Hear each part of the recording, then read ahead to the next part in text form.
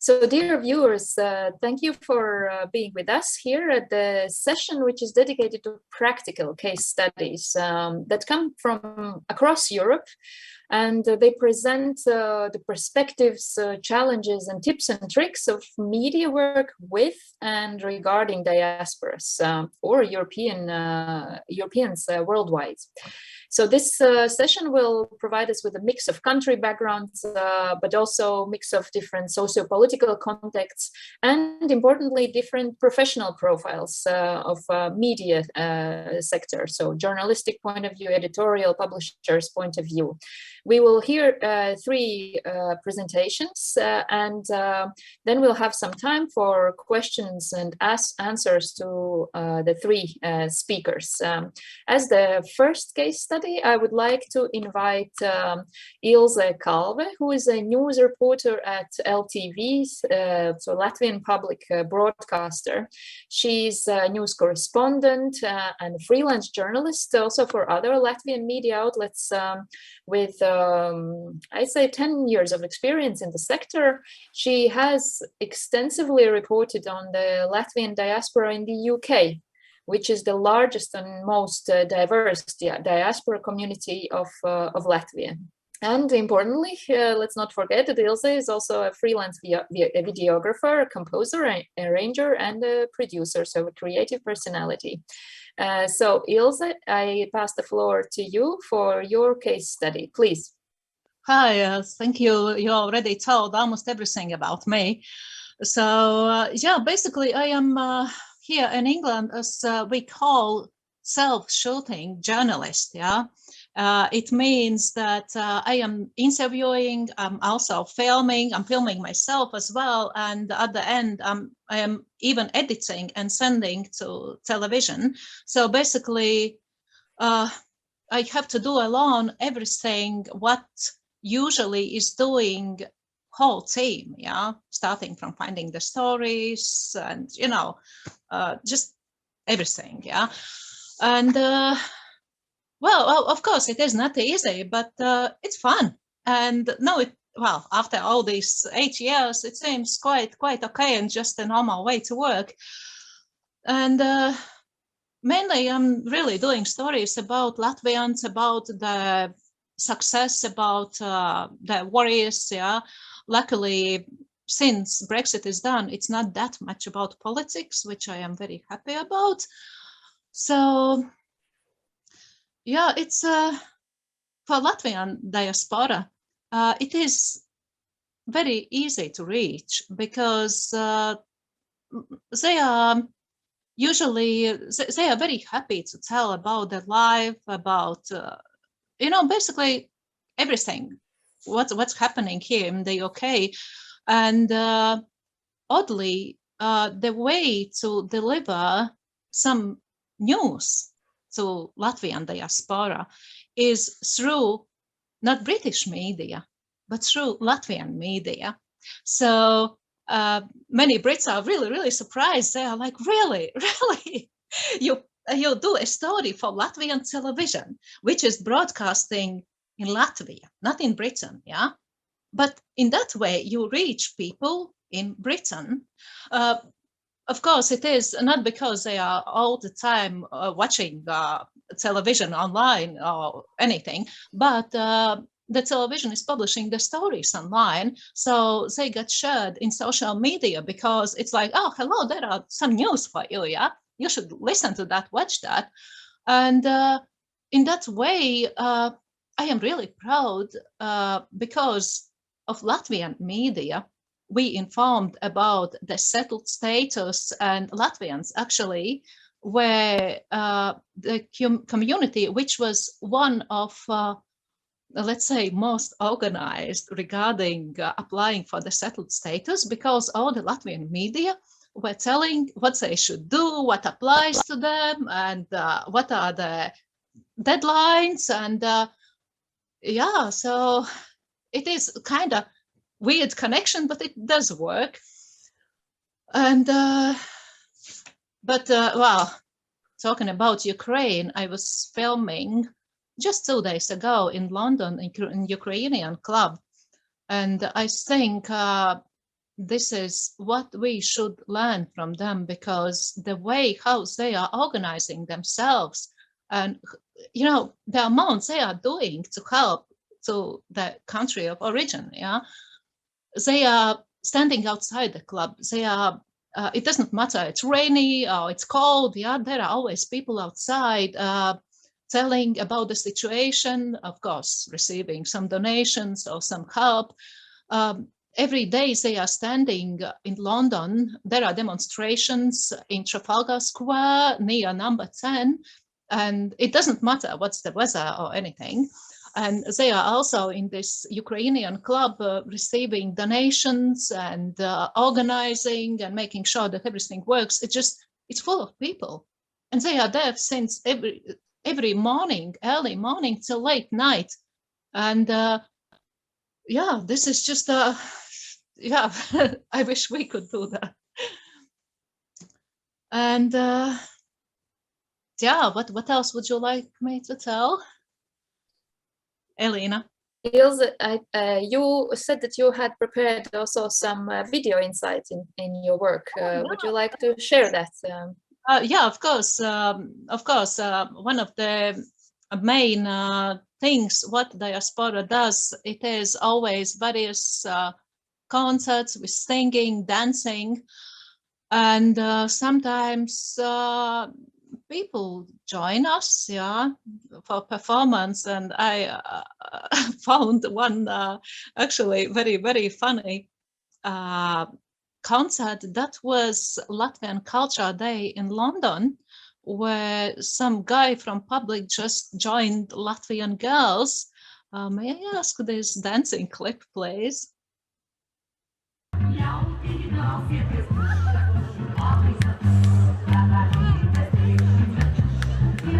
Yeah, this guy there, he was dancing there.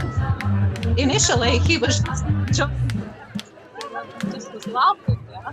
So he went away. Hey, but obviously he went back. So Latvian photographer just told him to go away. Yeah. So yeah, but usually people are just nice, and it's not because they are nasty or anything. They are just trying their best. This is a very, let's say, humorous example of the philosophy, I think, of work with and regarding diaspora, that this is a very human-centered work, because it uncovers personalities of people in a sort of a very, you know, close-up manner. I would like to hear your views, whether when working with diaspora, whether it's not easy to fall into the trap of only doing sort of these personality stories, which sometimes can also stay on the level of the exotic, you know, specimen of a certain nation living in a very far away country and doing particular things. How do you manage to juggle this very humane, very personal aspect of work by not also making a caricature or this sort of exoticizing diaspora and showing that diaspora is an integral part of the diversity that a particular nation has? Well, I guess I'm just one of these exotic creatures myself, yeah, because I also live in Britain. And I think, oh, I almost dropped my camera. I think that being one of them, yeah, it actually helps not to say that too exotic, yeah, because for me it's just my life, yeah. And sometimes I'm thinking that I am taking it too normal already, because I'm not paying attention to the things which possibly could be like exotic for other people, yeah. For me it's like normal, yeah. So So yeah, but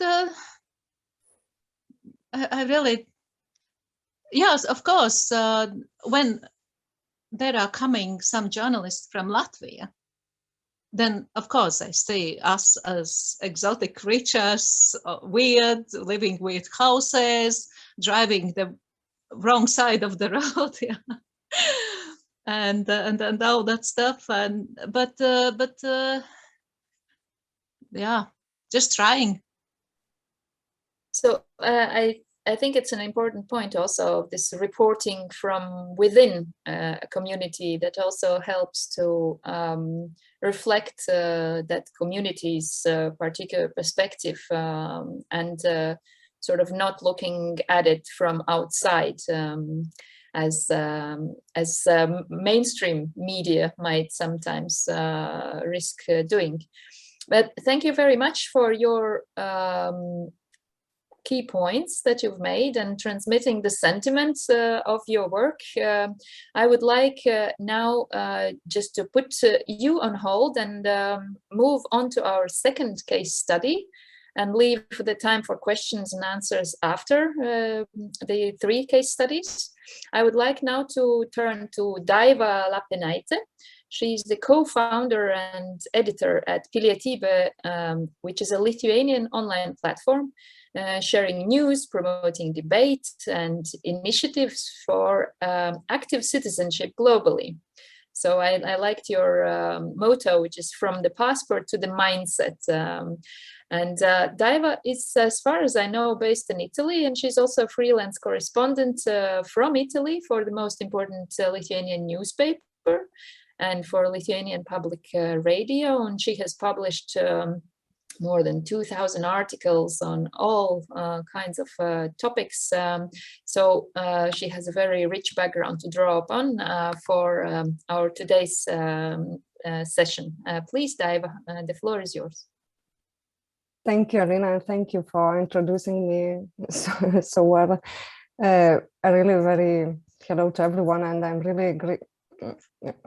It's a great honor for me to take part in this so much needed webinar, and I really thank the organizers for the opportunity given to me to present the Lithuanian perspective. As Elīna introduced, I am a Lithuanian journalist based in Italy, and I live in Italy for 20 years. And for all these 20 years, I am working as a freelance journalist for the main Lithuanian media, public and commercial. And as Elīna said, national Lithuanian radio and television, and some biggest Lithuanian newspapers and news portals. Also living here in Italy, I am an active member of Lithuanian community in Italy. I was the editor of Lithuanians in Italy news portal, and now I am a co-founder and editor of active Lithuanian diaspora platform pilietybe.lt. Talking about Lithuania and this diaspora situation, Lithuania is the country of 2.8 million people and has experienced many waves of emigration during the history, and has a really huge diaspora.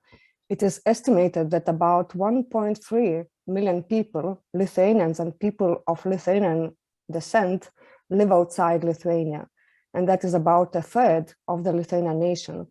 So it is really a huge audience, a huge power that can be a huge and powerful value for Lithuania and also for Europe. In fact, Lithuanian diaspora was particularly important in Lithuanians' freedom case during the liberation from the Soviet Union, and the mobilization and the contribution for the restoration of independence in Lithuania in 1990 was extremely significant. However, in the last 30 years, the attention to diaspora in Lithuania was quite poor, and there was really the lack of consciousness of diaspora as a powerful tool in various directions, from economics to culture, from science to sports, and from soft power to political influence, and many more, as well as how is very clear now in today's context that a strong and engaged diaspora can be really as the guarantee, as the insurance of the state's security, even in the darkest scenarios. It can be said that only in the last few years, Lithuania started really to value diaspora and to pay more specific attention to it. And one of the examples is the Global Lithuanian Department created in Lithuanian Ministry of Foreign Affairs. And particular attention to the diaspora fell on in 2019 when there was a referendum on the legalization of dual citizenship, and also during the parliament elections in 2020, when for the first time in history in the parliament there was established the World Lithuanian Constituency, and really wide diaspora participation was reached. And here I want to emphasize that such an active participation of the diaspora did not happen by itself, did not happen by accident. The great efforts were made by the civic initiative, Mūsu metas dabar, in English, Our Time Is Now, a civic initiative that was created by Lithuanians living in the United States. And they made a really strong contribution to all this diaspora activity to happen. And this civic initiative really became a springboard for what we have created now, active diaspora online platform, pilietybe.lt. And during my 20 years working with Lithuanian media as a journalist from Italy and observing the things that were happening during the referendum, and particularly during the parliament elections in 2020, it became really obvious that it is so hard to reach diaspora all over the world. It is so difficult to reach people, and something just had to be done. First of all, I have to say that there are already several newspapers, magazines, news portals created by Lithuanians living in different countries. But these are mostly created by communities or intended only for the diaspora in that particular country. Secondly, in Lithuanian media, there is still not really very much space for diaspora. To date, in Lithuanian media, there is only one section dedicated to the diaspora on the national radio and television news portal. There are several television programs dedicated to diaspora, but they are mostly telling lifestyle stories of Lithuanians abroad. Yet the coverage of the real problems, challenges, and also achievements of the diaspora is rather dim. So summing up these two problems, as well as the fact that even in Lithuanian media, journalists themselves often have quite difficulties talking about diaspora topics, and this is maybe because of lack of first-hand touch. For me, it became really clear that there was a need of a dedicated and coherent diaspora information space, and this lack had to be filled. So we, a group of like-minded Lithuanians from five countries, from United States of America, Ireland, Italy, Estonia, and Lithuania. People active also in various diaspora fields, from civic activism to Lithuanian education, from communities to professionals, from communication and media. We have founded this first Lithuanian diaspora platform, pilietybe.lt. And the idea is to be the platform where citizenship issues and also issues of active citizenship are discussed. And our goal is to connect diaspora and also to connect Lithuania with this diaspora by educating, engaging, and also enabling the diaspora to be the true power that it can be in building strong global Lithuania. And as ELÍNA said, our mission is to cultivate the concept of citizenship, a concept of active citizenship, from passport to a mindset. I have to confess that it's a very difficult mission, but not impossible. And the biggest challenges that we are facing basically are two. And the first one is to reach and to attract the audience, the target audience. And the second one is a financial aspect. And talking about how to reach the audience, from my experience, I see several good steps that can be helpful. For example, talking about the content, it is important the exclusivity. It means creating the original exclusive content, articles, interviews, comments, discussions, videos, and so on, of something that people cannot find anywhere else. Next thing could be authenticity. It means creating maybe not always the most professional content, but authentic content, first-hand content. Because I see that authenticity is something that really touches people, touches their minds and their hearts. And also simplicity, because it is really, there is a huge amount of information, there is the ocean of information, and so very often it is complicated, it's not clear, it's not comprehensive, it's not simple.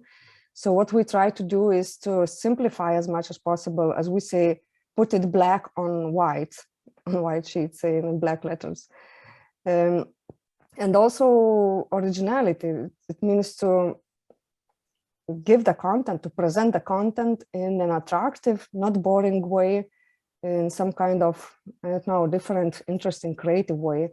And that means to not be afraid of bold ideas.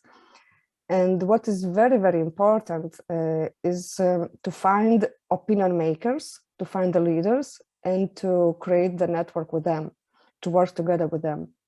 It means, it's really hard, but it means knocking on the doors of known and respectful people in the society, also to politicians, to communities and various diaspora organization leaders, and creating the network with them. And this helps not only to reach the wider audience, but also it helps to give space to people that are in diaspora that are doing great things and no one knows about them, giving them the space to lay out their problems, their difficulties, their ideas, also how to solve these problems and difficulties, and to give them the voice in the mainstream of information space. Also, from my experience, what I see that is really in creating a stronger diaspora media is vital to develop relationships with the media, both in the country of origin and local media in the country of residence. And this, of course, is not easy. It requires being attractive to media, which means being credible, being interesting, and being of value, being valuable. And from our active diaspora platform, pilietybe.lt, I think that the main strength points are two, because this platform is not only new, but it is also the first platform of this kind who tries to not only to talk with one kind of diaspora, but tries to unite the whole Lithuanian diaspora and to tie and strengthen ties between Lithuania and this diaspora. And secondly, the founders of Pilietybe, as well as our net of collaborators, are real professionals. They are trust experts in their field, and they have a network of contacts, and they also have the strong first-hand touch with diaspora. And maybe talking about some practical tips and tricks, what I would not suggest is to try to cover everything. There are endless topics, endless things to do, endless things to talk about, but it is impossible to cover everything, especially without significant resources. And therefore, it's necessary to refine ideas, to set very clear direction, to very clear strategy, and follow it, not to be distracted, follow it, shortly say, to find your niche. And one of the best practices that I I could share is apart from creating a high quality, authentic, clear and interesting content, is being able to react quickly, promptly and professionally to hot topics. Hot topics, I mean hot topics in the country of origin, in the country you are living in, and also relevant to diaspora. For example, pilietybe.lt gained really high visibility when Lithuania was facing the hybrid aggression from the east this summer and in the autumn with the migrant migration. And even now, when we are facing the war in Ukraine, in engaging the diaspora, in supporting Ukraine, and in being able to resist also to disinformation and fake news, we very quickly held interviews with experts and also with the state representatives. For example, the Prime Minister, the Deputy Minister of Foreign Affairs, the Speaker of the Parliament, and some other ministers. And I think it is so now is so critical clear that a strong and empowered diaspora around the world can be really the hope of the state, the security of the state, even in the darkest scenarios.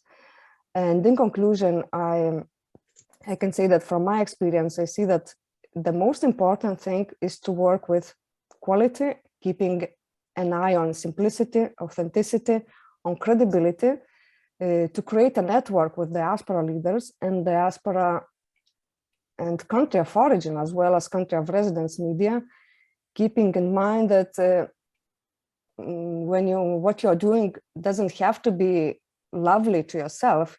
You have to be interesting, you have to be useful, and the most important, you have to be of value to your audience and also for the media. So I have to say that for Lithuanian diaspora, sadly, it is still not an easy path, not at all, and especially without a proper financial support. But I see that steps forward are in progress, and the webinar today is one of these important steps forward. And because, as Laura before stated, strong diaspora needs strong media, and there is really still a lot work to do. Thank you very much. Thank you very much, Daiva, for your practice-based clear guidelines. I think that are relevant for many diaspora platforms, media outlets. Coming from the Latvian diaspora organizational context, I recognized many of the challenges and actually the tools or the approaches you found as as those that our media outlets are now currently also exploring.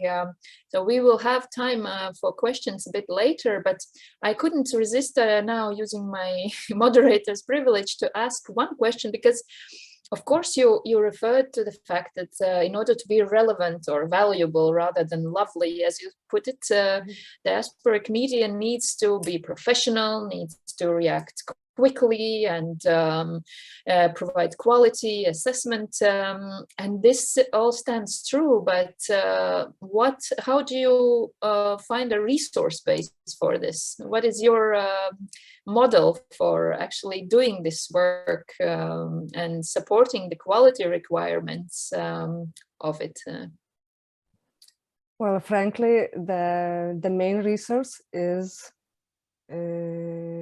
value-driven people, because still for now, for example, pilietybe.lt, we look talking from financial support, from financial resources.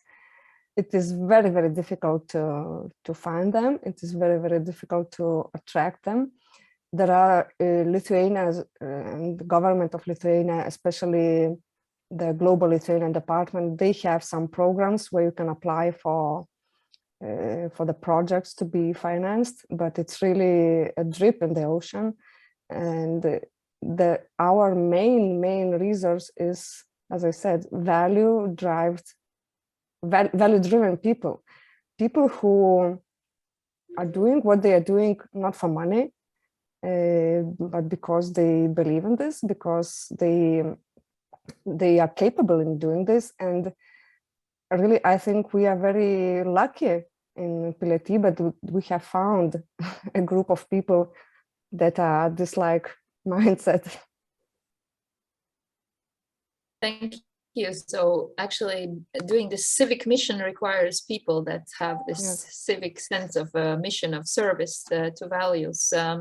Well, I hope that last session today will provide us insight into more financial tools that could also support these civic mission driven people. But for now, I want to thank you, Daiva, and pass on to our third speaker. I think a very important and interesting case study due to its growing European dimension. So our third speaker will be CLAUDIA DELPERO, and she's the founder and editor of Europe Street News, which is an online magazine on citizens' rights in the European Union and the UK. And CLAUDIA is based in London, and she created Europe Street News after the Brexit referendum to cover specifically the topic of EU citizens' rights. And she also regularly writes about European Union for other media. Since she's a journalist specialized in the EU with 20 years of experience in public affairs and communication, not just in Europe, but also in China and Africa. So we are very happy to have you here with us, CLAUDIA, and to hear your case study. Please, the floor is yours. Thank you very much, Lina, for this introduction, and also for the opportunity to talk about Europe Street News in this important event.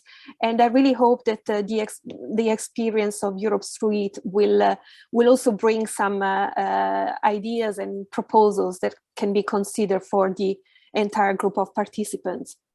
So, as you said, Europe Street was born in 2016 after the Brexit referendum, because I thought there was a need at that point to address specifically the issues emerging in terms of rights of EU citizens in the UK and also British citizens in the EU, especially after the referendum, during the referendum campaign and immediately afterwards.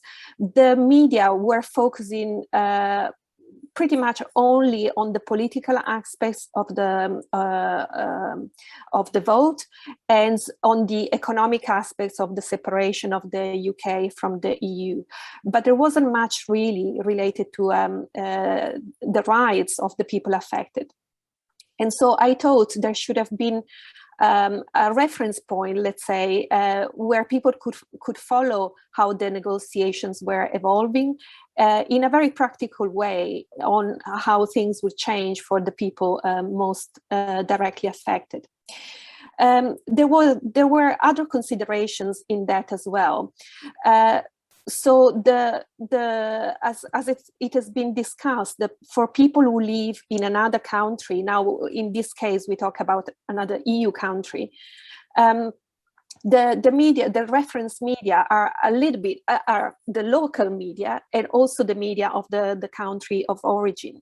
But at a general level, it's very hard to find this sort of granularity of information, how things are changing in terms of individual rights in this sort of media, which are very general and cover the broad topics. So that's why that was a reason also for the creation of Europe Street News. Just to provide a little bit of perspective in terms of numbers, the reference number now is that there are 18 million EU citizens who live in another EU country. At the time of the Brexit referendum, when the UK was still part of the European Union, this number was higher because there are a lot of EU citizens who live in the UK. So I think it was around 21 million people, mobile citizens. And of these, 1 million is based in London. So we can talk about the largest European city in terms of like EU citizens living in one specific place. But also it should be considered that 1 million, it meant like one EU mobile citizen out of 20 was based in London. So a very large community based here. We also analyzed this audience from a demographic perspective, and we found that EU mobile citizens tend to be younger than the average population in the country where they live, and on average more educated and with a higher rate of employment as well. So that makes this group particularly interesting in a way from an advertising perspective, which could be a key source of income for diaspora media. But they're very diverse and very fragmented as well. So it has been mentioned, there are media covering, addressing this type of audience in the different EU countries and at different level in English or in national languages. We have also, in 2019, we also carried out a survey on our readership, so these 5 million people that were affected by Brexit. And we had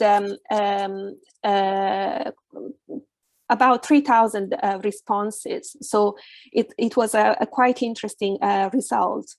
And it came out that 63% felt they were lacking information about their rights as mobile citizens.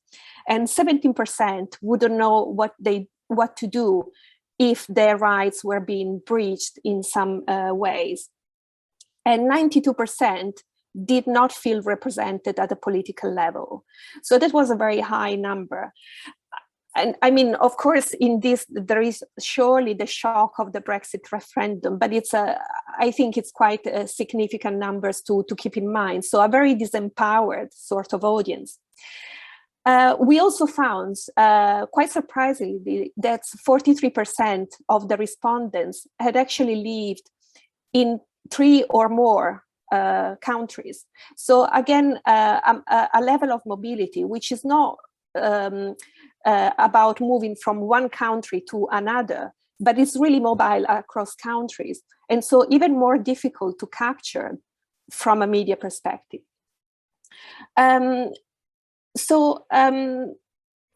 What we did with Europe Street was to provide practical information on how, as I said, things were changing for this group. But we also identified a broader need of information about being EU citizens. What are the rights of EU citizens, and especially those who move across different countries. And to do this from a very practical and independent perspective. The other element of Europe Street is a newsletter, which at the moment is being paused because of capacity issues. And the newsletter was meant to provide a European view of these sort of topics, to give precisely this feeling and this sentiment of being EU citizens, and that the issues faced maybe in one country can be similar to other countries, or where there can be a significant difference in interest, but to give this sense of what is happening across Europe.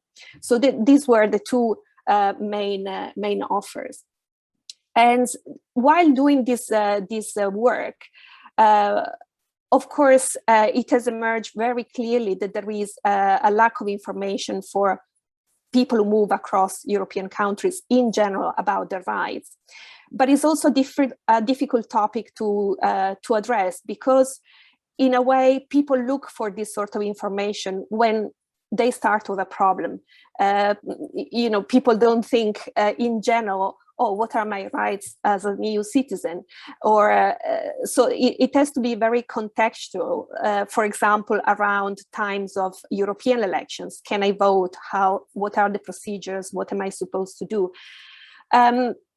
So we have also identified in this context the media in English, the publication in English around the European countries who target the international community in those countries.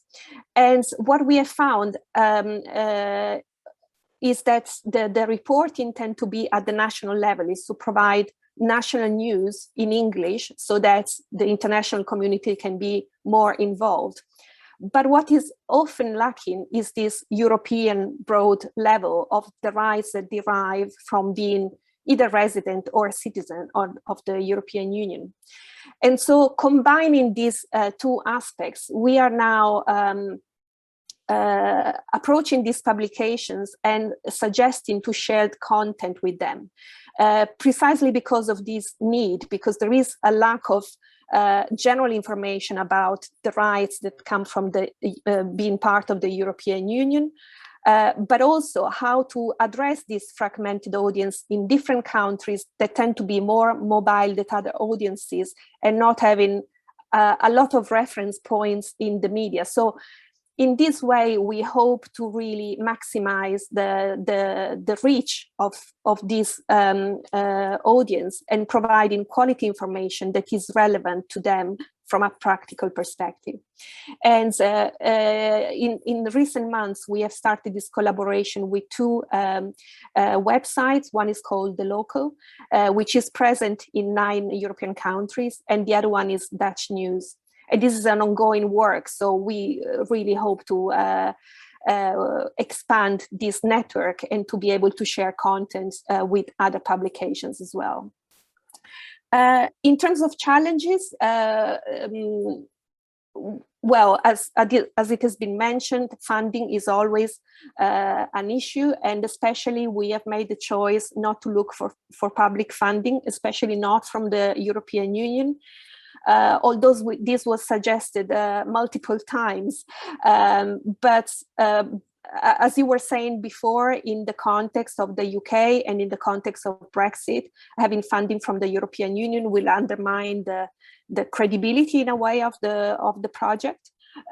So we prefer to keep total independence from in that sense, and really to work on a commercial basis. And this is what we offer now also with to these publications we are collaborating with.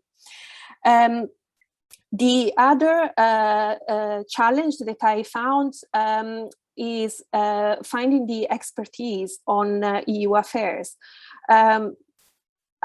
Usually, it's quite common for small media operations or startups in general to work with quite junior people or even students who look to have experience and build a portfolio. And for us, this has worked on certain issues, but not really in terms of writing articles, because a certain level of expertise on European affairs is really necessary to provide this information, which is very specialized, but it has to be also very practical, as I said. And so from this point of view, I think it would be interesting from the EU to maybe fund information programs for journalists on how the EU works, because this will provide this broad basis of competence and skills that then can be put to the service of different publications at different levels. And of course, for anything that is related to communication and media around Europe, languages are always a bit of a challenge. As I said, we are now targeting publication. We have been targeting publications as partners who work in English because we work in English as well. But it will be very interesting to expand more into publications in other languages. But then, of course, we have to solve the language issue. And if this is multiplied by several countries and several languages, it can become a very burdensome operation. So these were my main points. I hope it's some reflections that can sort of be helpful for others as well. And I'm happy to take any questions. Thank you, Claudia, for this very useful look at both the specific case of Britons abroad, but also about this European dimension of diaspora work. Well, let's say mobile EU citizens, how mobile Europeans, how do we engage with them on issues that they share?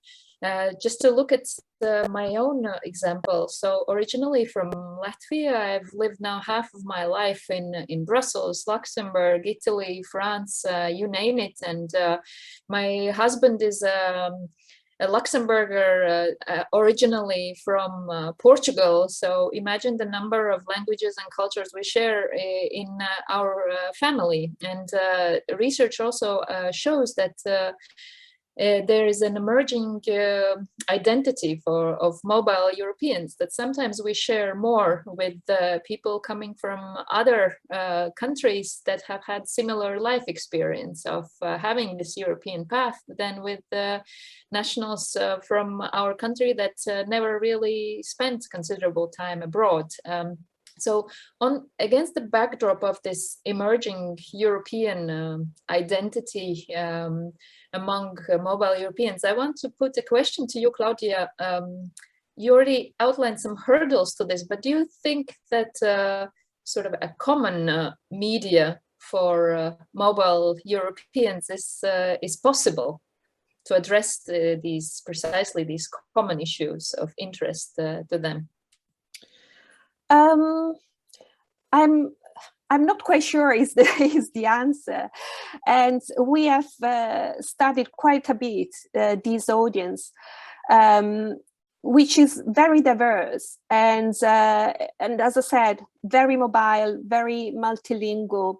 So there are some common interests within this group. If we look, for example, so we look maybe I mention an example to make things clear. So we looked at what people were looking at, were moving to other countries, what sort of services. And of course, everybody looks at administrative procedures, how to register, where to send children to school, how to find a house, and all these sort of things. So these are common topics that could potentially be part of a broad publication covering these issues. But then the realization of these needs and these demands is done at the local level. And so the rules are different in each country.